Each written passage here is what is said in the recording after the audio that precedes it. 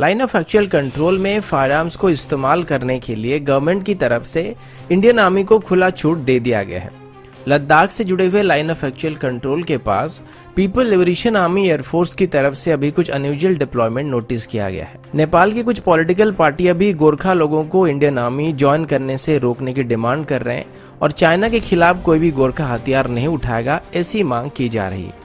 Indian army की एक major ने फुल बॉडी आर्मर को डेवलप कर लिया है, जिसे जल्दी से ही इंडियन आर्मी में शामिल किया जाएगा और चाइना की तरफ से इंडियन आर्मी की 10 जवानों को कैप्चर करना और उनकी ट्रीटमेंट की वीडियो रिलीज करने को लेके जो खबर सामने आई है, ये कितना सच है, इस पर हम आज की वीडियो में बात करेंगे। नमस्कार दोस्तों, मेरा नाम है अंशुमन नायक और आप सभी का बहुत बहुत स्वागत है इंडियन डिफेंस न्यूज की डिफेंस टॉक सीरीज में। तो चलिए देर न करते हुए आज की वीडियो शुरू करते हैं। आज की पहली अपडेट इंडियन आर्मी की तरफ से। गलवान वैली में इंडियन आर्मी और चाइनीज आर्मी के बीच जो मुठभेड़ हुआ था, उसके बाद ऑपोजिशन की तरफ से सरकार पर यह आरोप लगाया गया था कि हमारे जवान वहां पर निहत्थे क्यों गए थे,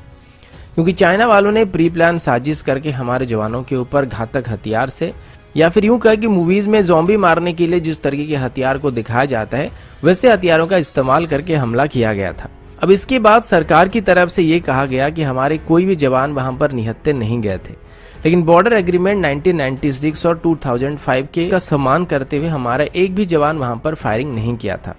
इस एग्रीमेंट के मुताबिक लाइन ऑफ एक्चुअल कंट्रोल की 2 किलोमीटर की दायरे के अंदर अगर चाइना और इंडिया के बीच कोई भी फेस ऑफ होता है तो कोई भी वहां पर फायरआर्म का इस्तेमाल नहीं करेगा और इस बात को बातचीत के माध्यम से सॉल्व किया जाएगा। और ये अभी तक का रूल ऑफ एंगेजमेंट था, पर अभी इसको बदलने का फैसला कर दिया गया है, क्योंकि भले ही चाइना की तरफ से फायरआर्म का इस्तेमाल नहीं किया गया था, लेकिन उसने घातक हथियारों से हमारे ऊपर हमला किया था और इसी वजह से अभी हमारे सभी फ्रंट लाइन यूनिट्स को, जिनको लाइन ऑफ एक्चुअल कंट्रोल में डिप्लॉय किया गया, उनको कंप्लीट फ्रीडम दे दिया गया है। यानी कि अगर चाइना की तरफ से फिर से 15 जून वाली कोई परिस्थिति क्रिएट करने की कोशिश की जाती है तो हमारे जवान अपनी हथियारों का इस्तेमाल कर सकते हैं।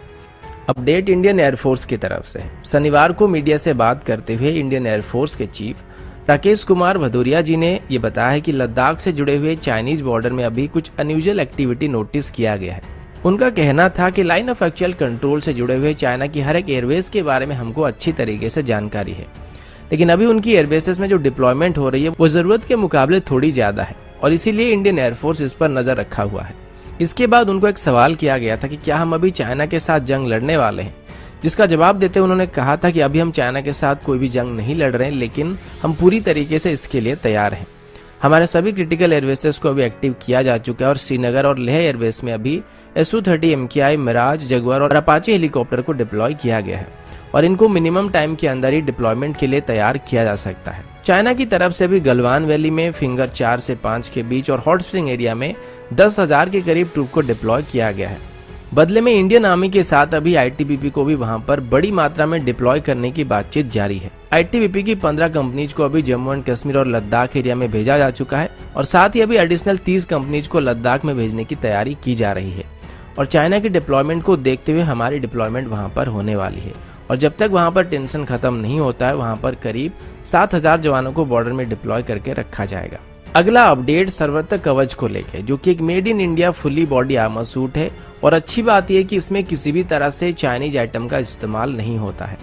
आमतौर पर जो बुलेट प्रूफ जैकेट इंडिया में बनाए जाते हैं उनमें कुछ हद तक रॉ मटेरियल जो होते हैं वो चाइना से इम्पोर्ट किया जाता है, लेकिन सर्वत्र कवच में ऐसा कोई भी पार्ट नहीं है जिनको कहीं से इम्पोर्ट किया जाता हो और ये पूरी तरीके से Indian made bullet proof jacket होने वाली है।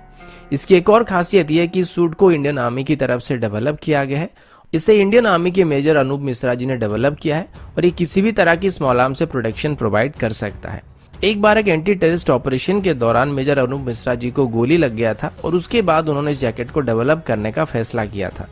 ये जैकेट सिर्फ चेस्ट ही नहीं बल्कि बॉडी की मैक्सिमम पार्ट को कवर कर लेता है, जो कि दुनिया की कोई भी बुलेट प्रूफ जैकेट नहीं कर पाता है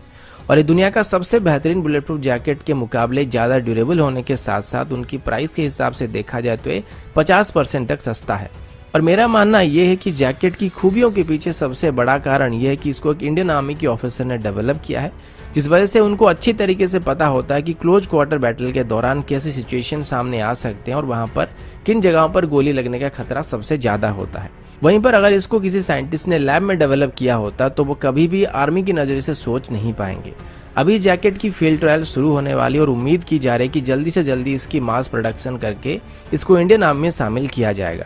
और एक बार इसका प्रोडक्शन शुरू हो गया तो हम दुनिया के कुछ गिने चुने देश में शामिल हो जाएंगे जिनके पास खुद की फुल बॉडी आर्मर्स को डेवलप करने की टेक्नोलॉजी मौजूद हो। अगला अपडेट नेपाल की तरफ से है। अब नेपाल की तरफ से फिर से कुछ ऐसी हरकतें की गई है जो कि भारत और नेपाल की संपर्क को काफी खराब कर सकते हैं। नेपाल की तरफ से शनिवार को भारत के लिए उनकी सिटीजनशिप लॉ को बदल दिया गया है। शनिवार को नेपाल के होम मिनिस्टर राम बहादुर थापा जी ने ये बताया है कि अभी नेपाल की सिटीजनशिप लॉ में कुछ अमेंडमेंट किया गया है जिसके मुताबिक अगर कोई भारत की लड़की किसी नेपाल के लड़के से शादी करता है तो उसे वहां पर सिटीजनशिप पाने के लिए कम से कम 7 साल वेट करना पड़ेगा। और इसमें उन्होंने भारत का जिक्र करते हुए कहा कि भारत भी यही रूल फॉलो करता है और अगर किसी दूसरे देश की कोई लड़की भारत के किसी लड़के के साथ शादी करती है तो उसे भी भारत की नागरिकता मिलने के लिए 7 साल तक इंतजार करना पड़ता है। लेकिन ये भाई साहब ये बताना भूल गए कि भले ही भारत की सिटीजनशिप रूल में ये बात फॉलो किया जाता है लेकिन भारत इसको नेपाल के लिए लागू नहीं करता है, क्योंकि ऐसे ही नेपाल के साथ भारत की रिलेशनशिप को रोटी बेटी का रिलेशन नहीं कहा जाता है, जिसको अभी केपी ओली तोड़ने की हर मुमकिन कोशिश कर रहे हैं। अभी नेपाल की कुछ और पॉलिटिकल ग्रुप भी हैं जो डिमांड कर रहे हैं कि गोरखा लोगों को इंडियन आर्मी ज्वाइन करने से नेपाल को रोकना चाहिए और चाइना के खिलाफ कोई भी गोरखा को हथियार नहीं उठाना चाहिए। और उनका कहना यह है कि भारत और चाइना के आपसी झगड़े में गोरखा लोगों को दूर रहना चाहिए। अगला अपडेट चाइना को लेके। हमारे किसी पाकिस्तानी बंधु ने मुझे ट्विटर में एक वीडियो में टैग किया था जो क्लेम कर रहा था कि चाइना की तरफ से भारत के 10 जवानों को पकड़ा गया है और चाइना ने उनको हाइपरबारिक ऑक्सीजन ट्रीटमेंट दिया था जिस वजह से उनकी जान बच पाई थी। और बाकी जो 17 जवान हमारे पानी में गिरने की वजह से वीर गति को प्राप्त हुए थे उनको अगर चाइना ने पकड़ा होता तो उनको भी बचा लिया जाता। और अभी जिन 10 जवानों को चाइना ने बचा लिया था उनको भारत को वापस कर दिया गया है। सबसे पहली बात तो यह है कि ट्यूसडे को इंडियन आर्मी की तरफ से क्लैरिफाई कर दिया गया था कि हमारा एक भी जवान मिसिंग नहीं है और एक्सटर्नल अफेयर मिनिस्ट्री की तरफ से भी सेम स्टेटमेंट दिया गया था। और यहाँ तक कि चाइना का ग्लोबल टाइम ने भी ये कह दिया था कि उन्होंने किसी भी इंडियन सोल्जर को नहीं पकड़ा था। अब इसके बाद जितने भी खबर सामने आई है उनमें से एक भी स्टेटमेंट इंडियन आर्मी की तरफ से नहीं दिया गया है। ये सब मीडिया वाले बता रहे हैं, आपको उन पे भरोसा करना चाहिए नहीं करना चाहिए आपको पता होगा। अब इस वीडियो पर जरा गौर करते हैं। सबसे पहले तो इस वीडियो में जो जवानों की ट्रीटमेंट होता हुआ दिखाया गया वो चाइना के हैं